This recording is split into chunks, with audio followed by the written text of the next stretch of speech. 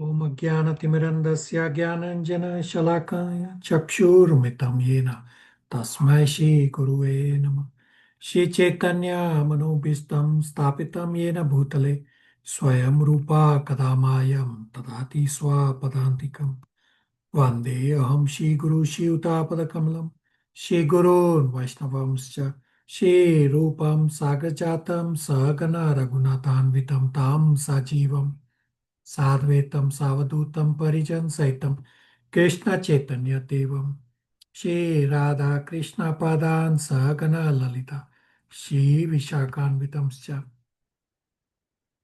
He Krishna Karuna Sindhu Deenabandhu Jagatpate Gopesha Gopika Kanta Radha Kanta Namastute Taptakanchana Gaurangi Radhe Vrindavaneshwari Vishabhanu Devi Pranamami Hari Priye Vanchakalpatarubhascha Kripa Sindhubheva cha Patitanam Pavanebhyo Vaishnavebhyo Namo Namah.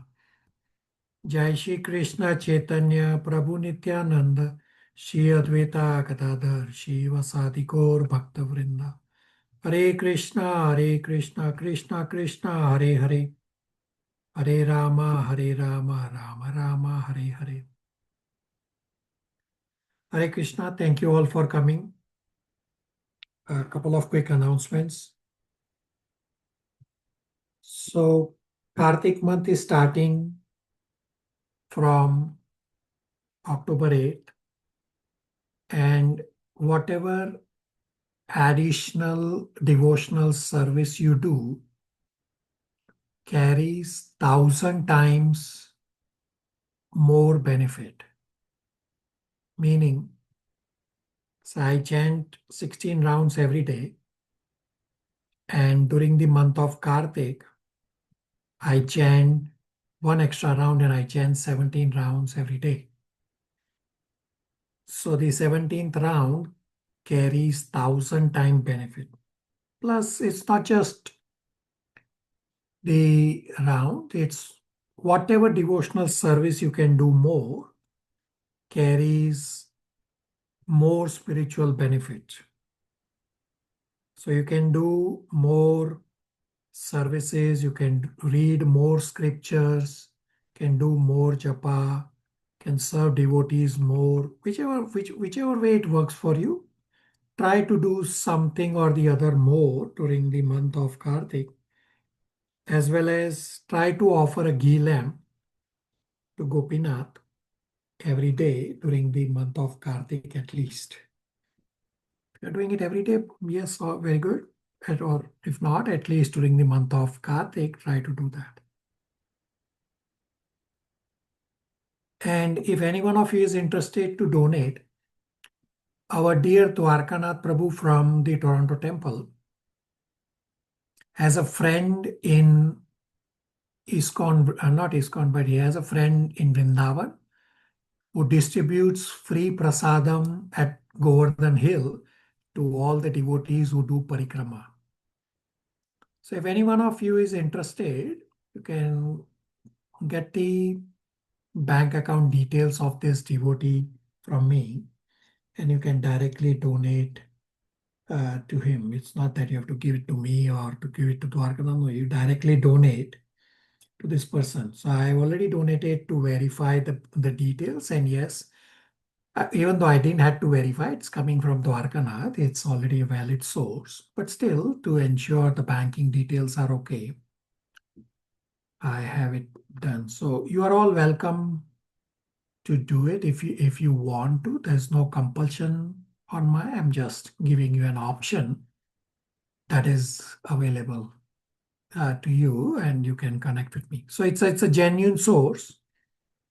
So instead of giving to some charity and you don't know what the charity is using it for, here you are giving it to a devotee who is using the Lakshmi for serving the devotees of Krishna. Any questions, comments?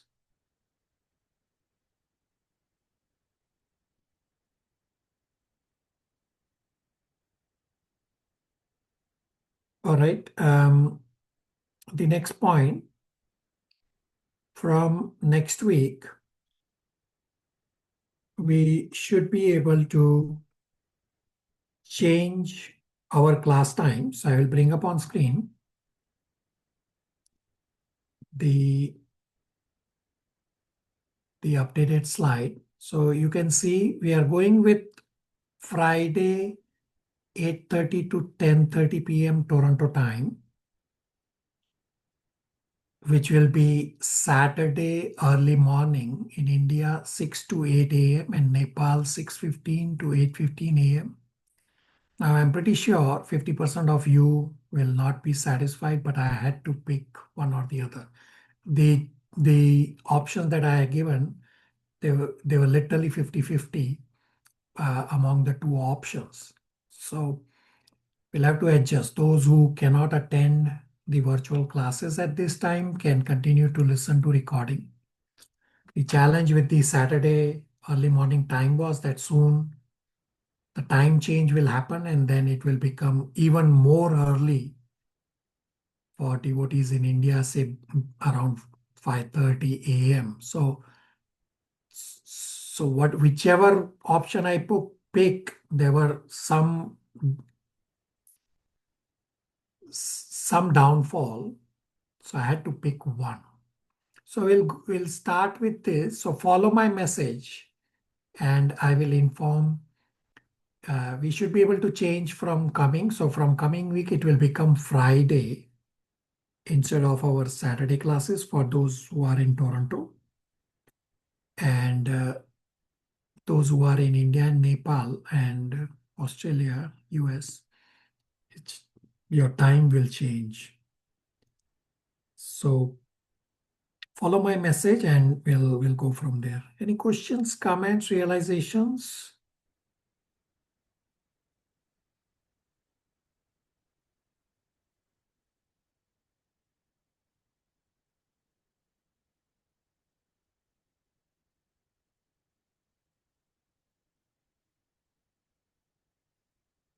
All right.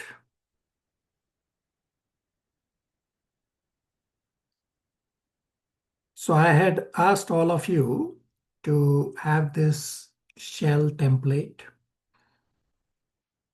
for you for this class. So if you don't have it print, you can just make a boxes. They are pretty straightforward. That top half of the page, left side 2/3, you leave it and blank for the verse details. And then top part 1/3 right side, you leave space for keywords.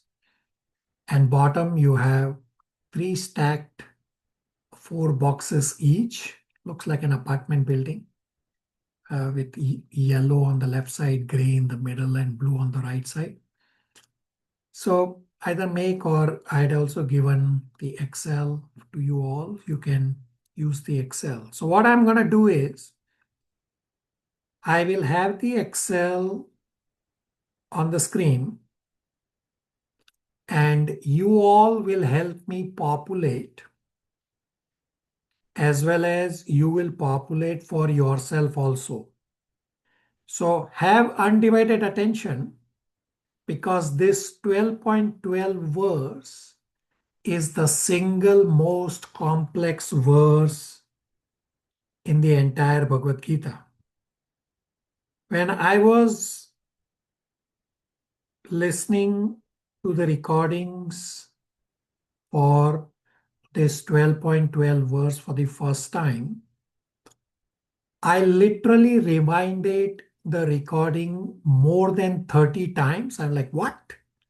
What? What? I could not believe what I was hearing. So I have simplified for you, and you are still going to be in the same position that what? What? What? Therefore, have undivided attention. We will go very, very slow on this discussion, and uh, we will try to make sense of this, and we'll realize how Srila Prabhupada has given us a brilliant solution to this very complex verse. On a simple read of 12.12, you don't see any confusion. You say, yeah, okay. It's just that when you dive deep into the verse, you realize that what? Oops, something does not make sense here. So we'll finish chapter 12 today. And towards the end of our class today, I will also explain about the upcoming Bhagavad Gita presentations that you all will be doing. It's a mandatory presentation for all of you. You don't have to be scared for this at all. I will explain towards the end of our class today. So chapters 1 to 6, there has been slow development which culminates in the process of bhakti with 6.47 verse. That yoginam api sarvesham matkate antaratma shraddhanam bhajate yomam same yukta tamamata. And then chapters 7 to 12, Krishna has talked about the supremacy of bhakti in terms of bhakti being the highest reality and the easiest among the various processes to reach the highest destination. Bhakti is better than demigod worship. Bhakti is better than Ashtanga Yoga. Bhakti is better than Karma Yoga. Bhakti is better than Jnana Yoga. Now, once it is already established that Bhakti is highest, one may ask, am I really qualified to practice Bhakti? Bhakti seems to be so exalted that you are constantly engaged in service, constantly thinking of Krishna. Well, I am not at that level. Then what should I do? Now, some may say that bhakti is so high up that I may not be able to practice bhakti. Then what do I do? There is no doubt that bhakti is the best. But maybe I cannot practice bhakti directly right now. Maybe I have to practice some other path before, and then I can come to bhakti. No, this is incorrect. You don't have to go to any other path. Therefore, Krishna says that bhakti can be practiced at multiple levels. And Krishna says in chapter 12, verses 8, 9, 10, 11, Krishna says, I will offer you multiple levels of bhakti that you can practice according to your level and your ability. And this chapter 12, verses 8, 9, 10, 11, Krishna is offering a descending ladder of bhakti. So 12.8 starts from the highest, that fix your mind on Krishna, and then the ladder keeps going down, that if you cannot do 12.8, the highest level, then keep going down, keep going down, keep going down to make it easier for everyone, so that we can practice bhakti at whatever level we feel comfortable with, and we keep growing from that level.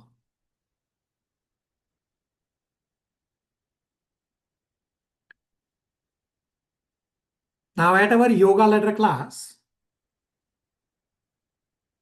we have discussed that in chapter 18, verse number 56, I think, plus minus one verse, Krishna says that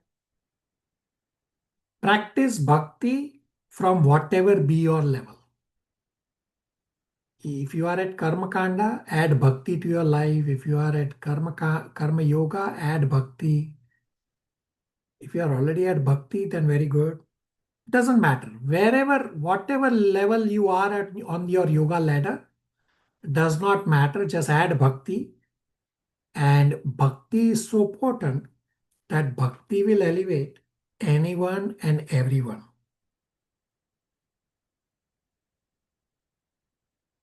bhakti process is so potent that bhakti will elevate even those who have done some incidental fault, which we have discussed as sudurachar in Bhagavad Gita 9.13. Apichet sudurachar bhajate mam ananya bhakti. Sadhureva hi manyate. That even if somebody has done sudurachar, he is still considered a sadhu because he is fixed on bhakti. And bhakti elevates even those in lower varna, such as Shudra, woman, Chandals, etc., which Krishna has described in Bhagavad Gita 9.32. So today we are going to conclude this bhakti section, the middle 6 chapters. Of course, the entire Bhagavad Gita is about bhakti, but more specifically, the middle 6 chapters of 7 to 12 are directly on bhakti. So if somebody has this doubt that I am not able to practice bhakti, therefore Krishna gives chapter 12 verses 8, 9, 10 and 11 as a descending ladder of bhakti, so as to allow anyone and everyone to practice bhakti and keep growing. So on the chart that we have on the screen, the top part of the chart is for verses 8, 9, 10, 11. That's the descending ladder. And the bottom part is for verse number 12. Verse number 12 is a standalone verse, although you will find linkages between what we discuss in 8, 9, 10, and 11. So in 12.12, Krishna gives an overall view, and this is the single most complex verse, 12.12. Therefore, all of you should have this chart populate at your end as well as help me populate what we have on screen. As I said, I was literally pulling my hair when I was listening to 12.12 Chaitanya Chanda's lecture. And then I gave up and I just listened through. I said, let me just leave it. And then Chaitanya Chandas actually goes on to say that you must be pulling your hair. And that's exactly what is going to happen to you all, even though I have simplified for you all. I don't want you to pull your hair, but let's see, at least some of you may end up having that situation. So in chapter 12, verses 8, 9, 10, 11 are one set of verses where Krishna is giving a descending ladder of devotion. And in 12.12, Krishna is explaining the overall understanding. So the ladder keeps going down and down and down from the highest level so as to make it easier for everyone to pick up bhakti. So verse number 8 says, fix your mind on Krishna. This is the highest level. And then the verse or the ladder, the descending ladder of yoga, keeps going down and down and down. So we will first populate 12.12 chart. So we will first populate the bottom part of the chart from 12.12 Sanskrit and the word for word meaning. And you all will help me populate this chart. So Monarch Prabhu is going to do it because Monarch Prabhu has a very good loud voice as well as good Sanskrit recitation. So what Monarch Prabhu will do and all of you will follow, I'm going real slow to make it easier for all of you, that you will read one line of Sanskrit at a time and then word for the first line at a time, and we'll populate as we go along. Everybody with me? Everybody understands?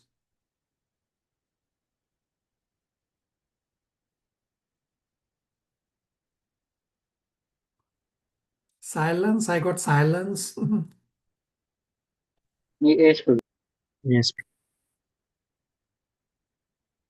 Yes, Prabhuji. All right. So, Monarch Prabhu, Hare Krishna, Prabhu. yeah, so Sanskrit, one line at a time. So it says Shreyo hi jnanam abhyasa. And then you read the word for word for the first line. Then you will go to second line, third line, fourth line, this way. Okay, Prabhu. Can I start, Prabhu? Yeah. Okay. Hare Krishna, 12.12. Shreyo hi jnanam abhyasat. Shreyah better. He certainly. Jnanam knowledge. Abhyasat then practice. Okay. So what does it say? That better than abhyas is jnana. So on the lower part of your chart, on the gray middle box, it's abhyas, right? And better than abhyas is jnana. Everybody with me? If you read the first line again, Shreyo hi jnanam abhyas, and if you read the word for word translation, that better is knowledge than practice, right? So abhyas is bottom, and better than abhyas is jnana. So the arrow goes upwards. Everybody with me? Everybody understands the first line? Yes, Yes. Prabhuji. Now, what will happen is we'll first populate all of this, and as we read 8, 9, 10, 11 verses, the meanings of these words will become evident, and you will help me populate the meaning of these words. That what does abhyas mean? What does gyan mean? And all of these words. Okay. So let's go to 12.12, second line. So it says Jnanam dhyayam vishishyate. Hare Krishna. Jnanam dhyanam vishishyate. Jnanam then knowledge. Dhyanam meditation. Vishishyate is considered better. Right? So what does it say? That better than jnana is dhyana, means which is same as Ashtang Yoga. So if you populate on the chart that better than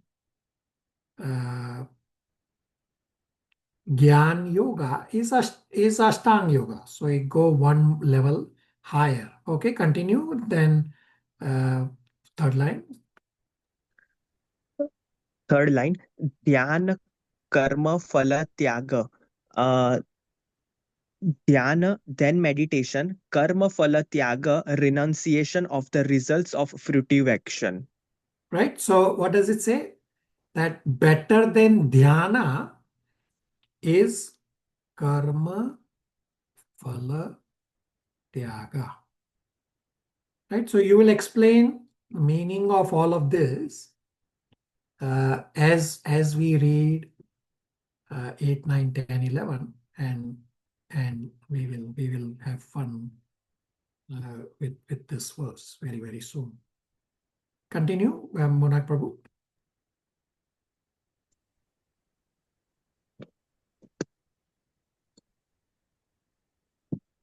Tyaga shanti anantaram.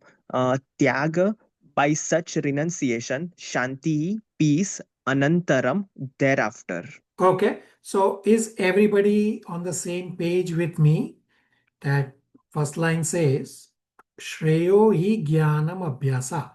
That better than abhyas is jnana. So abhyas is lower, and next level up is jnana. Then second line says, jnanat dhyayam vishishyate. That better than jnana is dhyana, or dhyan or ashtang yoga is one and the same. And then the third line says dhyanat karma phala tyagas. That better than dhyana or better than ashtang yoga is karma phala tyag. And last line says tyaga shantir anantram. That by such renunciation one attains peace. Mona 12.12 translation. Hare Krishna 12.12 translation. If you cannot take to this practice, then engage yourself in the cultivation of knowledge. Better than knowledge, however, is meditation, and better than meditation is renunciation of the fruits of action. For by such renunciation, one can attain peace of mind. Right? It explained the same point that if you cannot practice, um, then keep going up one after the other. Questions, comments, realization so far? Everybody has populated at your end also? Monarch, Mansi?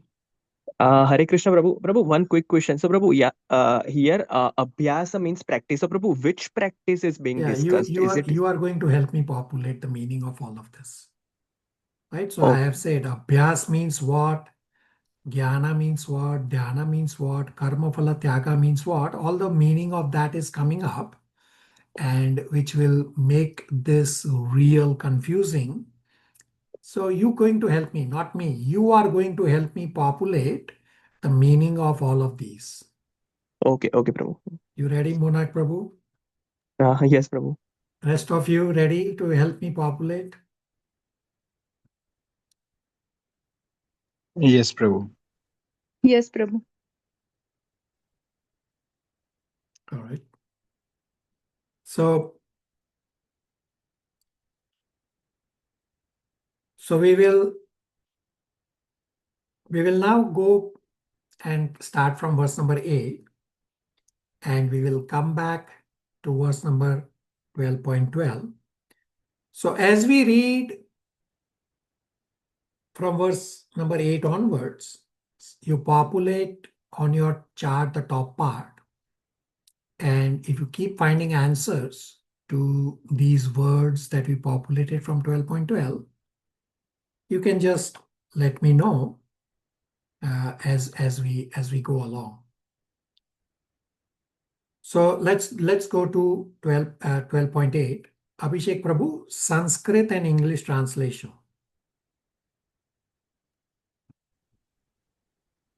12.8 मयि एव मन आधत्स्व मयि बुद्धिं निवेशय निवशिष्यसि मयि एव अत ऊर्ध्वं न संशयः. Translation: Just fix your mind upon me, the Supreme Personality of Godhead, and engage all your intelligence in me. Thus you will live in me always without a doubt. So 12.8 is the level of pure devotion. Therefore, you can populate on the chart. You can say verse number 8, and you have the keyword Mai eva mana adhatswa, that your mind is fixed on Krishna. If you read the word for Mai eva mana adhastva, says Mai means upon me, eva is certainly, mana is mind, adhastva is fixed, that you have your mind fixed on Krishna. This is definitely the highest level, and definitely at pure devotional level. So Krishna is giving the highest level, that fix your mind and intelligence on me, then you will live in me itself. So generally, we live where our subtle body lives. We don't live where our physical body lives. An example to understand this is, say, an addict, drunkard. He may be living in a comfortable home or working in a well-furnished office, but the addict is not there. The addict's mind is where the addiction is, meaning to a bar or someplace where he can drink. Therefore, the addict does not have peace of mind in his comfortable home or in his well-furnished office. The point is that we do not live wherever gross body is. Rather, we live where our subtle body is. Everybody with me? Questions, comments, realizations?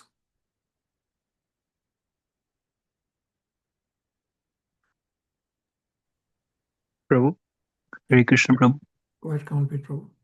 Prabhu, like you are saying that like we are on the like if any person is having a deity, so that he is on the subtle level means even now I am also on the certain level. You are correct. Means whatever the activities like that, we can say that that mind pop out very evil thoughts, very negative thoughts about the other devotee. Means these all are happening on the subtle level. Correct. And if you have your mind fixed on Krishna, then you will live with Krishna. So that's our bottom line goal, to be able to have our mind fixed on Krishna. Okay. All right. So now we will go for verse number 9. So now, obviously, fixing mind on Krishna is not easy. Is it easy for any one of you to fix mind on Krishna? No, Prabhu. No, Prabhuji. Difficult, Prabhuji. So Megha, you should be able to unmute by yourself. Can you try? Yes, Prabhuji, now I'm able to unmute. Yeah, go ahead. Yeah. Prabhuji, I wanted to ask that it mentions engage all your intelligence in me. I mean, is the right way, is there like when we start, before we start, and during the work, and at the end of the work, like, is this the way we do it? Because once we are occupied, or our brain or intelligence is occupied in some work, at that point of time we can only focus on the work. It is not possible to engage the intelligence somewhere else. Yeah, so Krishna has already given the solution in 8.7. Krishna has said in 8.7, Tasmat sarveshu kaleshu mam anusmaram yuddhacha mai arpita mano buddhir mam ivashyasi asamshaya. That you remember me before doing the activity, you remember me while doing the activity, and you remember me after doing the activity. This way, your mind, intelligence, and whatever work you are doing automatically gets offered to me. So there's a progression. We have discussed this at great length in 8.7. That 3.30 is post action meditation, that you are first doing your work without thinking of Krishna, and then you are offering the results to Krishna. So that is post action. And then the progression is 8.7, that now you are thinking of Krishna before doing the activity, you are thinking of Krishna while doing the activity, as well as after, so that everything is offered to Krishna automatically. So it's a progression. Some may reach that level sooner than others. So it's a matter of practice. Right? So just because right now you are only able to think of Krishna, say, once upon a time, or when you are in classes and not while you are doing your day-to-day job, well, you have to come to the level of thinking about Krishna 24 hours while doing our activity. So in 8.7, Krishna says, Yuddhacha, means while Arjuna is fighting the war, Krishna says, think of me, not otherwise. He says, Ma manusmaram yuddhacha. For Arjuna is yudh as his day-to-day activity. For us is whatever be our day-to-day activity. Say, I am an accountant. My day-to-day activity is accountant. Some of you may be a doctor, or whatever profession you are working. Does not matter. Krishna will go on to say sarva karmani, means whatever honorable profession you have, you try to remember me all the time. And that's exactly the point Krishna is going to explain in this descending yoga ladder, or descending ladder of devotion, that fixing mind on Krishna is not easy. Therefore, you come down to the next level. Then you keep coming down to the next level so as to incorporate everyone to be able to do bhakti. Megha? Yes, Prabhuji, I just have a follow-up question. Sometimes we feel that we do not know the direction. For example, God forbid if we meet with some accident, or if we lose our job and we are trying, but we do not know the direction. At that time, we ourselves are not sure where to use the intelligence. Whatever actions we are doing, we are not getting the results. So at that point of time, how to focus on the Supreme Yeah, you Personality are. We have discussed this at great length in chapter 1 as well as in chapter 3, 3.27. If you are focused on results, you are in 3.27. Karta aham iti manyate. And it's not the karta aham iti manyate which is going to hit you from 3.27. What is going to hit you from 3.27 is vimudatma. That ahankara vimudatma, because of false ego and one who is at bodily level of attachment, he thinks karta aham iti manyate when all these activities are being performed by the modes of material nature. And we have discussed at great length at the start of our Bhagavad Gita that at our initial stage of spirituality, I cannot trust my intelligence at all. I have to rely on Guru, Sadhu, and Shastra as my intelligence. Yes, we may have material intelligence to process the material information, but that is material that is going to keep me bound in the material world. Material world is a place of misery.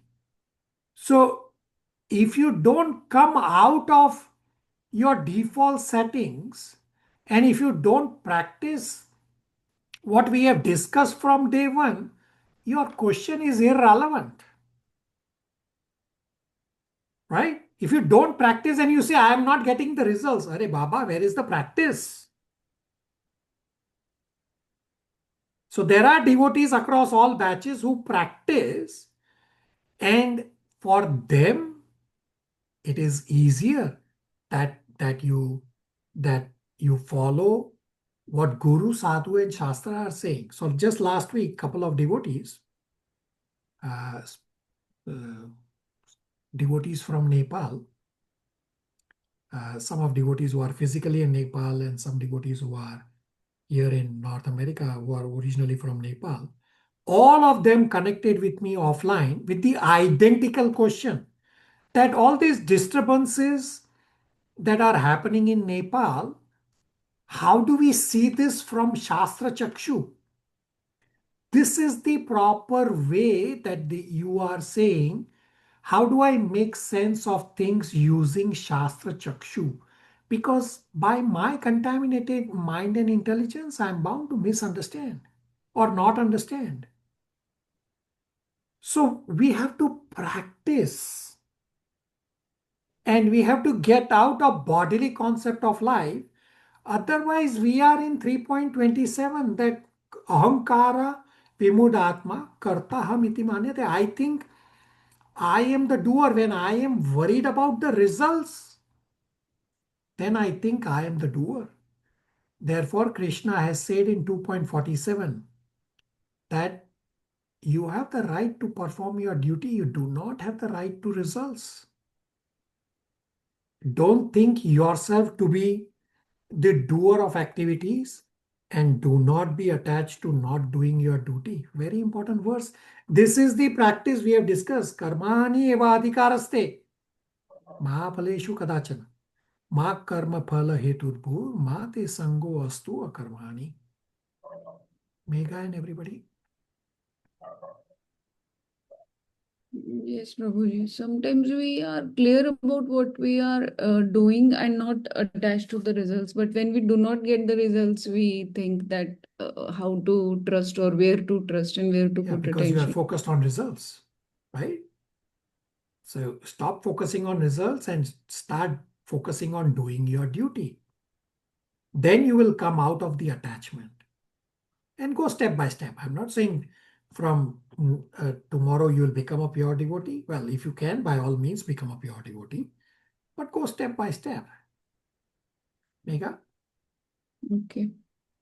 Abhishek Prabhu. Hare Krishna Guruji. Really, I was trying to understand on this point. Sometimes we know what is right in devotional life. Like Arjuna also asked this question that sometimes the force of desire is so strong that it is very difficult to follow the correct path.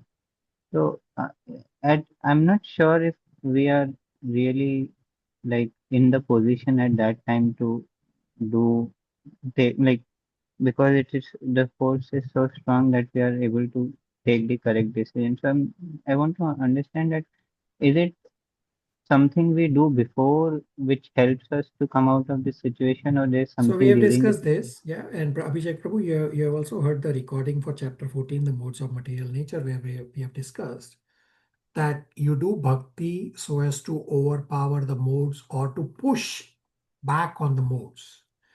And sometimes, because of our past karma, sometimes the modes are so overpowering that you don't have a choice. Just we have discussed the example that, say, when a boat or even a ship is in a storm, the boatman cannot do anything except to survive that storm. But what determines whether you are focused on bhakti or not determines what you do before the storm and after the storm. After the storm, where the boat is knocked out of its course, the boatman does not continue to drive the boat off track. No, he tries to come back on track.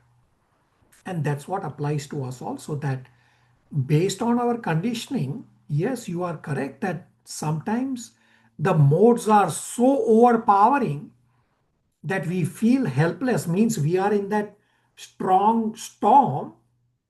But what determines is our action after the storm is subsided. If our action is, we say, you know what, this bhakti is too difficult for me, I will leave the process of bhakti. Well, that means you were never on the path of bhakti. But if you have developed some faith, if you have this faith based on doing devotional service, you have developed some knowledge that Krishna is the Supreme Personality of Godhead and the bhakti process is the highest process, well, then after the storm subsides, you will come back to doing devotional service more intensely. Abhishek Prabhu? Thank you, Prabhuji, for it.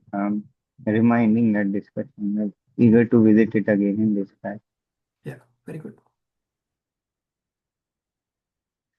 Yeah, and Megha, your point is correct that that Krishna was besides Arjuna, and in Srimad Bhagavatam, it describes that Krishna is present among us as Srimad Bhagavatam as well as through his words in Bhagavad Gita. So in Srimad Bhagavatam 1.15.27, it describes that when Arjuna was in distress, that when Krishna left this earth and went back to Goloka Vrindavan, Arjuna was in distress. Arjuna simply remembered the instructions in Bhagavad Gita, instructions of Bhagavad Gita, and Arjuna got pacified. So we cannot say, well, Krishna is not there. No, we have to practice what Krishna is telling us. That you remember Krishna either by remembering Krishna directly or remembering Krishna through Krishna's words is identical. So we have to practice. Yes, health is sometimes deteriorating. It is the nature of the world. It is temporary. No matter how much you try, the material world is designed, the body is designed to deteriorate over a period of time. So instead of, we have discussed this in 8.16 also, that instead of focusing our entire energy on trying to fix the material situation, rather we just try to survive just about enough and try to get back to devotional service. Megha?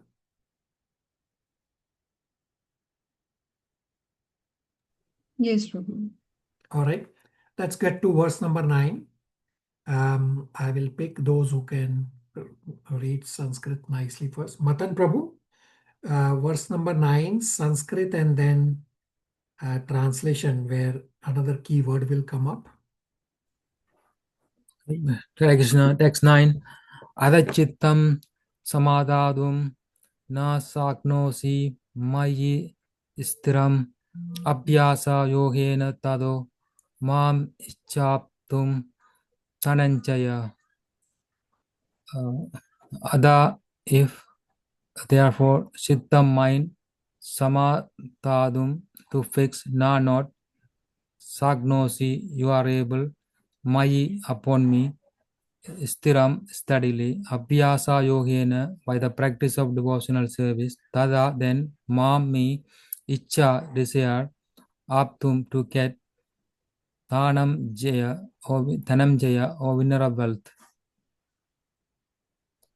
My dear Arjuna, O winner of wealth, if you cannot fix your mind upon me without deviation, then follow the regulative principles of Bhakti Yoga. In this way, develop a desire to attain me. Okay, so the key word here is Abhyas Yogena. Matan Prabhu, what's the translation for Abhyas Yogena? By the practice of devotional service. Very good. Abhyas Yogena is by the practice of devotional service. So, what Krishna says is that under Bhakti Yoga, there is sadhana bhakti as well as there is Kevala bhakti. Abhyas Yogena, Srila Prabhupada says, is sadhana bhakti or practice of devotional service. So, what will happen by the practice of yoga? Krishna says, by the practice of yoga, obtain a desire to attain me. Now, how many of you do sadhana bhakti to attain Krishna? All of you do sadhana bhakti, but ask yourself, when you do your chanting, when you do devotional service, are you obtaining the desire to desire Krishna? Or what exactly are you doing? So we all may have many desires, but at least we all, at least I do not have the strong desire to attain Krishna. So right now, I may be practicing devotional service, but how strong is my desire to attain Krishna? Not very strong. So by the practice of sadhana bhakti, our attraction to Krishna should increase. Our desire to remember Krishna should increase. And then we keep moving up next level, one at a time. Once our desire for Krishna becomes strong, so naturally, we will then think of Krishna constantly. So what happened here in 12.8, the highest level, Krishna says, fix your mind on Krishna. And then he says, if you cannot fix your mind on Krishna, then do 12.9, Abhyas Yogena, that do sadhana bhakti, so as to increase your desire to attain Krishna. Questions, comments, realizations?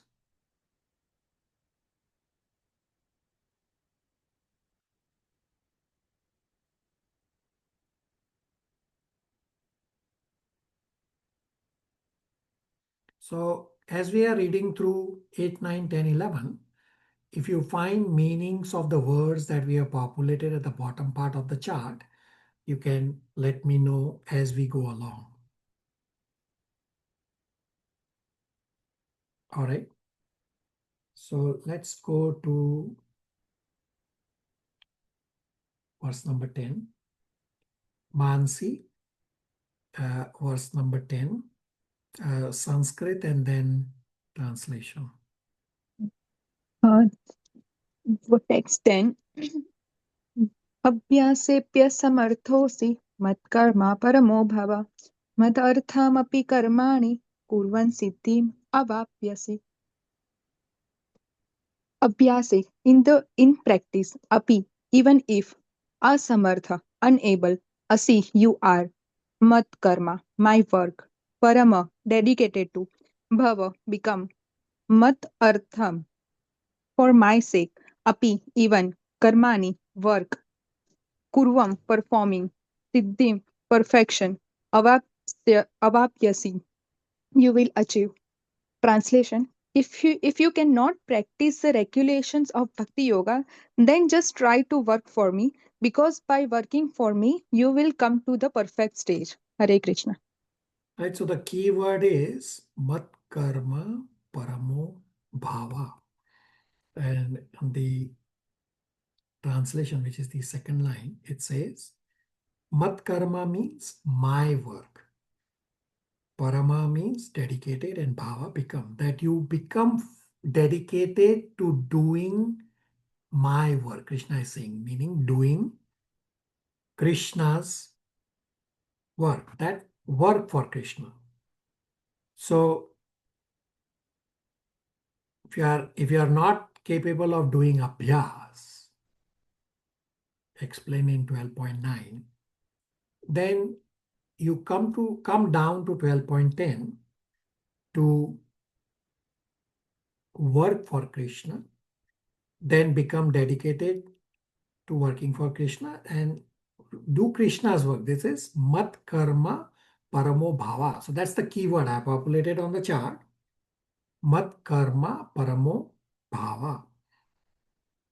So we do various works, but we don't understand that the work I do has no meaning. When we'll understand that the work I do for Krishna is the most important, therefore I should only work for Krishna because it is eternal. So what I do is I primarily try to work for Krishna, and whatever else work I do in the material world, I try to make it as an offering to Krishna, either following 3.30 post-action offering or following 8.7, which is pre-action meditation to remember Krishna. Before the work, during the work, and after the work. If you work in this way, then Krishna says in 12.10, last line, that you will attain perfection also. So Krishna is taking the descending ladder of devotion to lower and lower. That he says, 12.8, fix mind on Krishna at this pure devotional level. Well, it is not possible for everyone. Well, then come down to do Abhyas Yoga, Sadhana Bhakti, to increase your desire for Krishna. If you cannot do Sadhana Bhakti, then at least work for Krishna. Everybody with me? Questions, comments, realizations? Have you found some meaning of the words so far? Hare Krishna, Prabhu. Hare Krishna. Prabhu, my doubt is like that, it means that we are like going, like Krishna is making very easy for us. You Like, are okay, correct.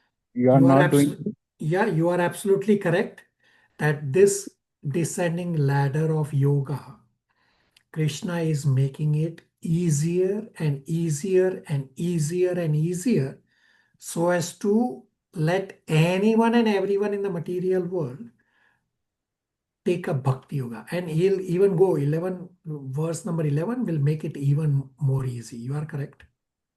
But my question is like that, like if I got a shift, means this is given duty given by Krishna, so I have to do it for Krishna, not to like that. Oh, I will get my paycheck or like that. You are correct. So don't be attached to the results. We have discussed this in 2.47 as the Nishkam Karma Yoga. Although Kamalpreet Prabhu, you are still supposed to listen to the recordings from past. So 2.47 is Nishkam Karma Yoga, where we have to come to and which says you have the right to perform your duty. You do not have the right to results. Do not be attached to not doing your duty, and do not think you are the doer of the actions. Very good. Monarch Mansi. Hare Krishna, Prabhu. Prabhu, question: working for Krishna. So, is it similar to devotional service or something else? Yeah, it is devotional service. I'm soon going to play Chaitanya Chanda's lecture as to what does working for Krishna mean. Okay, thank you. So, have you found any meanings of the words that we have on the chart?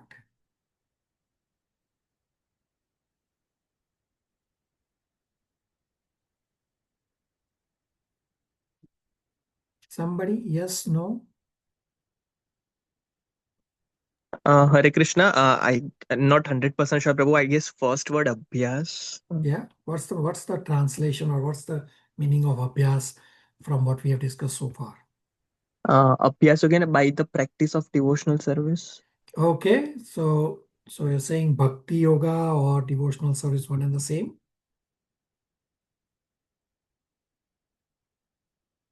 Monarch Prabhu? Everybody? Prabhu, not Everybody? 100% sure, but in 12.9, I Yeah. could see abhyas yogena by the practice of devotion. Yeah, you are correct. You are correct. Everybody on the same page? Is that the meaning the same as what Monarch Prabhu said?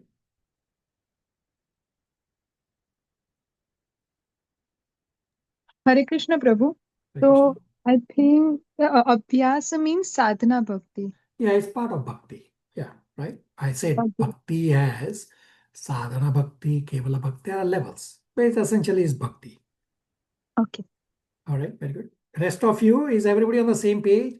Work with me. This is a very confusing verse. Work with me.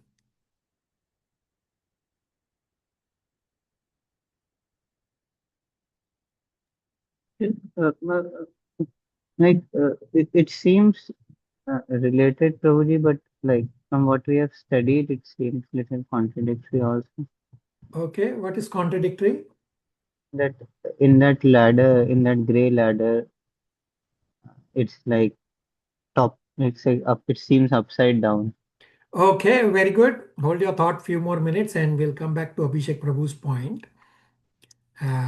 And we'll go from there as soon as we populate rest of the chart. So next level Jnana is very obvious as Jnana Yoga.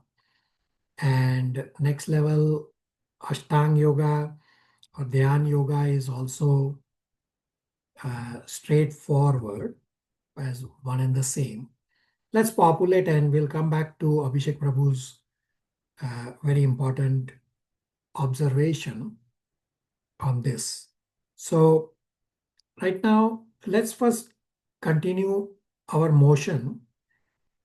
And I did ask all of you to unmute. It's only one or two who say, do you agree or disagree with what we have populated on the chart? It's confusing, Prabhu, because what we have discussed before is from Nishkam Karma Yoga to Bhakti Yoga. Bhakti Yoga is the highest level, like what Abhishek Prabhu pointed out is correct. Very But good, very good. I already a con- said 12.12 is the single most complex verse in the entire Bhagavad Gita. You are on the right track.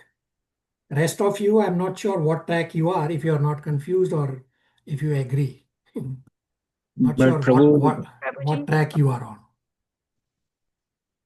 but Prabhu, it's little. I am getting confused. Okay. Okay. Let's finish this discussion and we will make it even more confusing very, very soon. Hold your thought. So first, what Monarch Prabhu asked about what does work for Krishna mean, and Abhishek Prabhu asked the same question in the chat also, that what does work for Krishna mean? So let's first hear from Chaitanya Chandas about this point about Mat Karma Paramo Bhava, work for Krishna from 12.10, and soon it will become even more confusing what we have on the yoga ladder.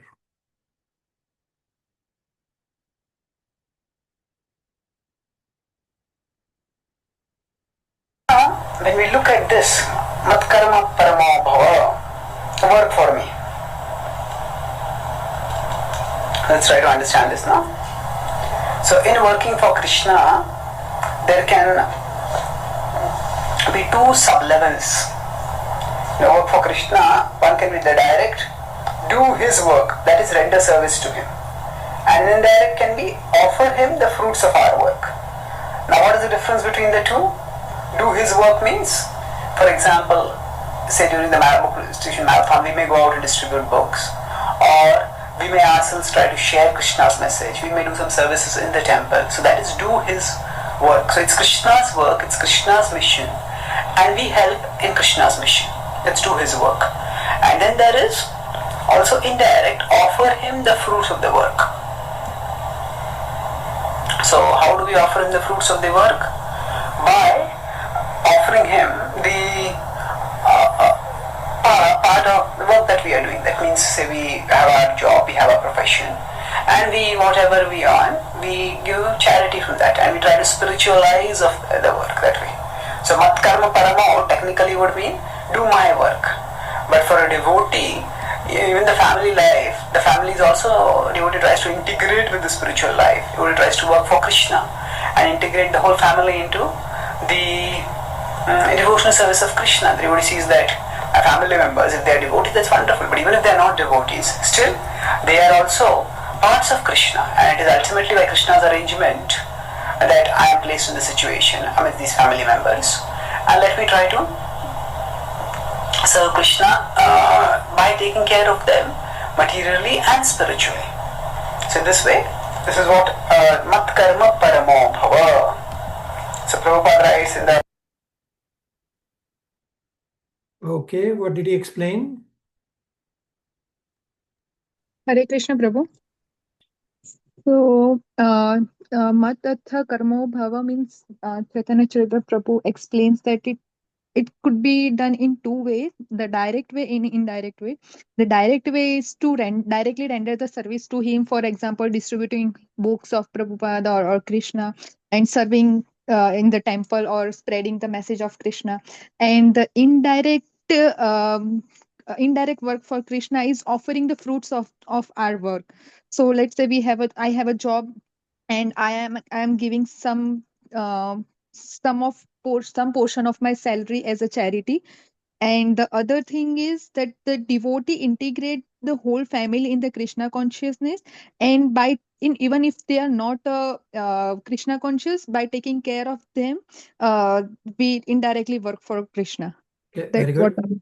Yeah, very good. Mavansi summarized very well that direct word for Krishna is that you do Krishna, just as we go do services in the temple, kitchen, most of the time, or other places, or distribute books. Is direct word for Krishna. This is Krishna's mission, and we are becoming instruments in Krishna's mission, or we spiritualize our day-to-day work rewards by offering it to Krishna. Very good. Kamalpreet Prabhu. Hare Krishna Prabhu, like Mataji has said, like I have also question, like if I got a shift, I have work in the shift, and I got a very nice pay, and that pay I will utilize for giving the rent, so that in that room I may chant properly and attend the classes. So this is also devotional service. Yeah, you are correct. So I'm giving as the long fruit to as Krishna. as long as you spiritualize your entire home, so meaning you are not living in your home, you are actually maintaining the place as Krishna's temple, and you are just a tenant, then the rent that you pay or the loan that you pay for your home also gets counted as being used for Krishna's service by you using it as Krishna's temple. Means then you will invite devotees to your home for kirtan and offer them prasad. Then it becomes Krishna's temple, and then your rent also gets counted towards devotional service as much as you are using your home for devotional service. Oh. All right. Subhash Prabhu. Hare Krishna. So in this like conversation going on for working for Krishna, just like my example, like I have made my mind that every day I go to work, some money from my work goes to Krishna's account, like for serving devotees or book distribution. And if I don't go to work, I cannot even donate that, right? So I have made up my mind like I'm gonna work for Krishna to donate some money. And like my question is, so it is relevant or just an excuse saying, oh, I'm working for Krishna and but my enjoying myself? Yeah, so it depends on everyone's circumstances. So I know you are right now at a place where you don't have ISKCON temple very close by. So you can donate, that's okay. And you can also do service at your home, meaning you make your home as temple and you do the same services at home, like offer bhoga, offer worship at home. And then you are always in Vrindavan. You don't have to physically go to Vrindavan. You are always in Vrindavan. Right? Subhash Prabhu? Yeah, Prabhuji. Just to dovetail the meaning of like working for Krishna, I can do that thing also, right? Yeah, you are correct. Okay, Prabhuji. That helps. All right. And now I will make the confusion even more confusing as soon as we read verse number 11. So Raksha, verse number 11, Sanskrit and English.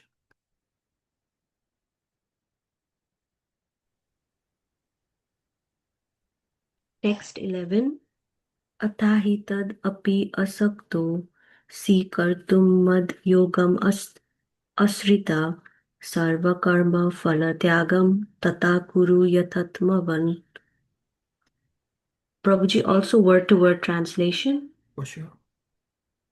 Atha, even though, etat, this, api, also, ashakta, unable, asi, you are, kartum, to perform, mat, unto me, yogam, in devotional service, astriha, taking refugee, sarva karma, of all activities, phala, of the results, tyagam, renunciation, tata, then, kuru, do, yata, atmavan, self-situated.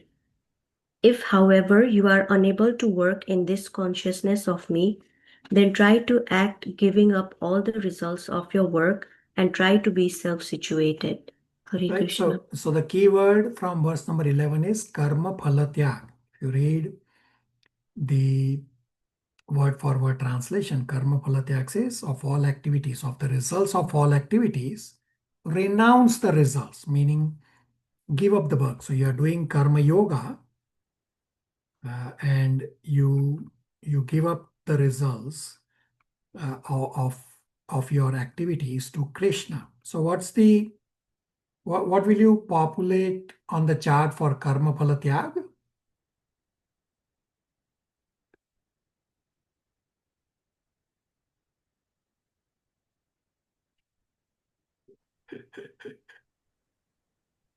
Nishkam Karma Yoga. Okay, very good. Nishkam karma yoga or karma yoga is identical. Okay, everybody agrees. Ritu had to say something. Prabhuji, I'm quite confused. I'm with the Monarch Prabhu. Okay, very good. Hold your confusion for a minute. Let's discuss verse number 11 and we will soon discuss the confusing part. Very good. The rest of you, I'm not sure what path you are on, if you are not confused or if you are clear. I have no clue. Many of you are just silent. Prabhuji, I'm also confused. I'm listening. Okay. Okay, let's first discuss verse number 11. So in 11, he says karma phalatyak. So what he said from 8 to 11 onwards, he says in 8, Mai eva mana dasva, that fix your mind on Krishna. If you cannot fix your mind on Krishna, then do abhyas yogena, that you practice with the desire to increase desire for Krishna. If you cannot do sadhana bhakti, then mat karma paramo bhava, that work for Krishna.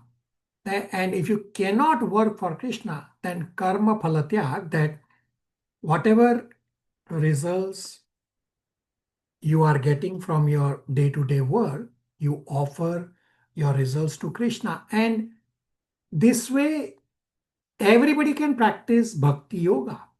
So just as Subhash Prabhu was giving his perfect example, he says, I cannot do devotional service because I am physically far away from the temple. And he says, every day when I go, a portion of my salary goes to Krishna. Well, that is karma phala tyag, right? Of course, Subhash Prabhu is doing much more, that he's coming to classes that falls in Abhyas Yogena, that he's practicing.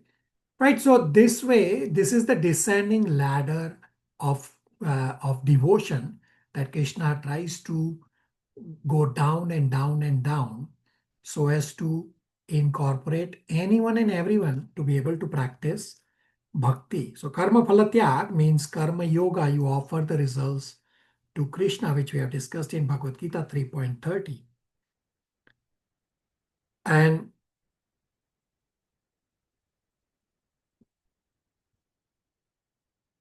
And you can grow from there. Okay. Samma, if you can please read 12.11 purport faster pace. 12.11 purport. It may be that one is unable even to sympathize with the activities of Krishna consciousness because of social, familial, or religious considerations, or because of some other impediments.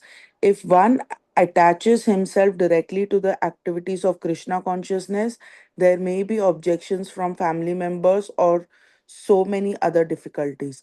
For one who has such a problem, it is advised that he sacrifice the accumulated result of his activities to some good cause. Such procedures are described in the Vedic rules. There are many descriptions of the sacrifices and special functions for the full moon day, and there is special work in which the result of one's previous action may be applied. Thus, one may gradually become elevated to the state of knowledge. It is also found that when one who is not even interested in the activities of Krishna consciousness gives charity to some hospital or some other social institution, he gives up the hard earned results of his activities.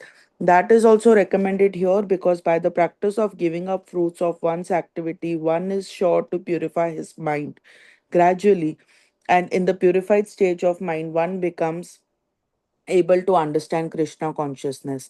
Of course, Krishna consciousness is not dependent on any other experience because Krishna consciousness itself can purify one's mind. But if there are impediments to accepting Krishna consciousness, one may try to give up the results of his action. In that respect, social service, community service, national service, sacrifice for one's country, etc., may be accepted so that someday one may come to the stage of pure devotional service to the Supreme Lord. In Bhagavad Gita 18.46, we find it is stated, Yatha Pravittar Bhutanam, if one decides to sacrifice for the supreme cause, even if he does not know that the supreme cause is Krishna, he will come gradually to understand that Krishna is the supreme cause by the sacrificial method. Okay, very good. So Prabhupada says that it may be that one is unable to sympathize with the activities of Krishna consciousness because of social, familial, or religious considerations, or because of any other impediments. For one who has such a problem, it is advised that he sacrifice the accumulated results of his activities to Krishna to do some good cause. And we have discussed this, that Bhagavad Gita accommodates the activities of those who do even the social work, that they are concerned for others, and that concern for others is the beginning stage. It is actually a significant step forward in the evolution of their consciousness, which will ultimately and gradually bring them to Krishna consciousness. So I describe 12.8 to 11 and I will describe it again, that 12.8 to 11 is a descending ladder that starts from the highest level and keeps going down. 12.8 says, Mai eva mana adhasta, that offer mind and intelligence to Krishna entirely and thereby live with Krishna always. 12.8 is obviously at the level of pure devotion. Cannot do 12.8, then you come down to 12.9, Abhyas Yogena, practice sadhana bhakti to increase my desire for Krishna. How many of you do your sadhana bhakti to increase your desire for Krishna? Somebody?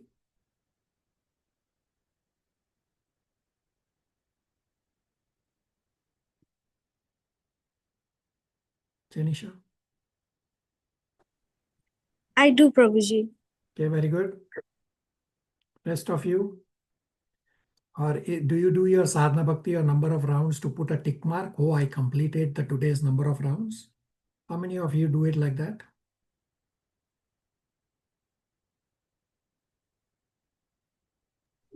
I pray daily, Prabhuji, and just see his hand in everything before, during, or after the work.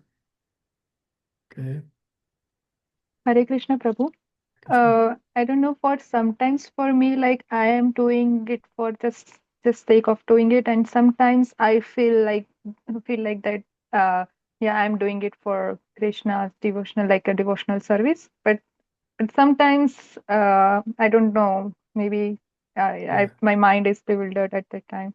Yeah, I just do my japa to put a tick mark. Exactly what Abhishek Prabhu is saying. I put a tick mark. Oh, finish for today. Whew.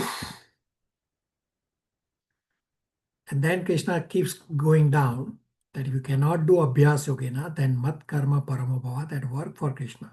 If you cannot work for Krishna, then the 12.11 says sarva karma palatyaga, that you cannot do any of the above steps of 12.8, 9, 10, then give up the fruits of all your work, meaning give up the results of your karma yoga, which we have discussed in 3.30. Now, few of you, I remember Abhishek Prabhu, Monad Prabhu, Ritu, and Deepa. There were a few others in the chat, Janisha, Samma, Polami, few said about confusing. So, this is the confusing 12.12. Do you all agree? The gray part on our chart. Is this the confusing 12.12? Yes, bro. Okay, why is it confusing? What's the normal yoga ladder? So on the yellow part, you help me populate the normal yoga ladder. Somebody.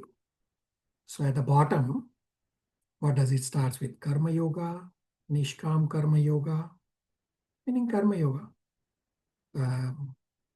Okay. So I'm sure Gyan yoga, everybody's okay. I'm sure next level Dhyan yoga is everybody okay. And then what's the top level? Bhakti yoga. Okay, very good. Everybody agrees that the on the left side that we have populated in the yellow, is this the normal yoga ladder? That bottom is karma yoga, then next level up is Gyan yoga, next level up is Ashtanga yoga, and the highest is Bhakti yoga. But if you read 12.12, and I did not populate, you helped me populate, looks like the yoga ladder is inverted, it's upside down. That Bhakti yoga seems at the bottom and Karma yoga seems at the top. Everybody on the same page?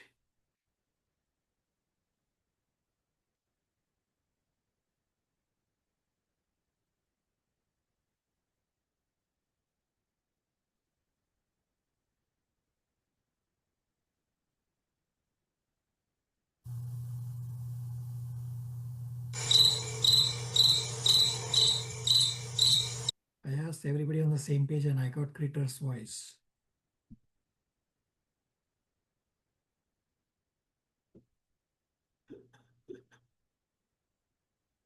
Yes, no, silence. Yes, Prabhuji. Yes, Prabhuji, but why it's upside down? I mean, we learned. Yeah, so let's understand this. So this, we'll first put a cross mark on the confusing yoga ladder that we will cross out that this is wrong. And then Srila Prabhupada has given us a brilliant solution to understand 12.12. So I'm pretty sure all of you have no problem with the middle two parts, correct? Jnana Yoga and Dhyan Yoga are at the correct places, correct? All of you agree? Yes, Prabhuji. Okay, so it's the Bhakti Yoga and Karma Yoga which are upside down. So let's hear from Chaitanya Charan Das on this part, and this will become clear. So how do you understand abhyas, or what exactly is abhyas, and what exactly is karma phala tyag? Let's understand from Chaitanya Charan Das as the brilliant solution that Srila Prabhupada has given. I will first explain briefly so that you get the most out of it. So we understand the problem that a literal read of 12.12 gives us the confusing hierarchy which is there in the middle of our chart in the gray columns, that the normal yoga ladder is inverted, meaning in the literal read of 12.12 puts Bhakti Yoga at the bottom, then Jnana Yoga next higher, then Ashtanga Yoga next higher, and Karma Yoga as the highest. Well, that is incorrect. The normal yoga ladder which we have populated in the left side on the yoga ladder, that Karma Yoga is at the bottom. Next level up is Jnana Yoga. Next level up is Ashtanga Yoga. And the highest is Bhakti Yoga. So why is 12.12 saying it like this? So what we'll hear from Chaitanya Charan Das, he will explain that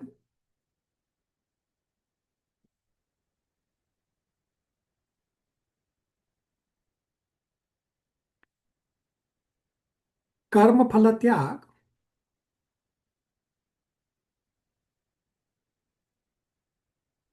refers back to 12.10, which is mat karma paramo bhava, means work for Krishna, and karma phala tyag does not refer to 12.11.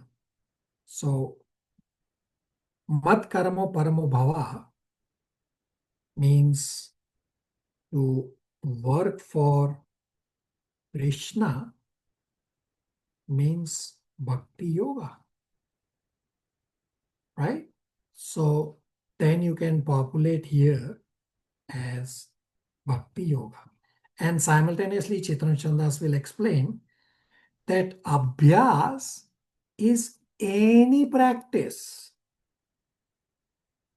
It can be nishkam karma yoga, karma kanda, karma yoga, any practice. It is not referring to bhakti yoga, although from the conversation that we were having from 8, 9, 10, 11, it is obvious that we can seem to believe that Abhyas Yoga refers to Bhakti Yoga, but it does not. Abhyas can be any practice.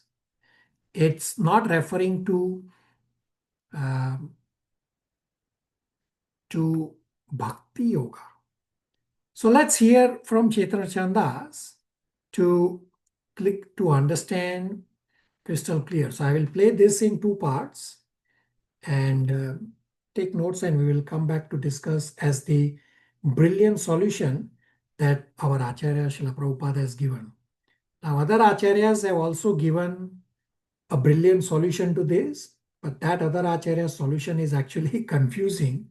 So I will not go to other Acharya's solutions. I will only discuss Srila Prabhupada's solution, where Srila Prabhupada says that karma phala tyag does not refer to 12.11 of giving up your fruits of your work. Rather, karma phala tyag refers back to 12.10, that work for Krishna, which means bhakti yoga. Let's hear from Chaitanya Chandas. So that's how this is the normal hierarchy. That karma yoga is karma phala tyaga, then jnana, then dhyana, and then bhakti. But what does this verse say? Shreyo hi jnanam abhyasat, jnanat dhyanam vishishyate, dhyanat karma phala tyagam. So now it's very interesting that actually karma phala tyag would be the fourth level normally. So karma phala tyag, then jnana, then dhyana, and then abhyasa. But here it is telling dhyanat karma phala tyagam tyagat chantiranantaram. So it is saying that actually better than, so it's become almost like this. So there is jnana, better than jnana is dhyana, but better than dhyana is karma phala tyaga. And if one this karma phala tyaga, then what exactly is abhyasa? Shreyo hi jnanam abhyasaj. So actually the abhyas is put lower. So if abhyasa refers to bhakti, then what is actually happening over here? So first of all, abhyas, if it's referring to bhakti yoga, it should be the highest, and karma phala tyag should be lowest among this hierarchy.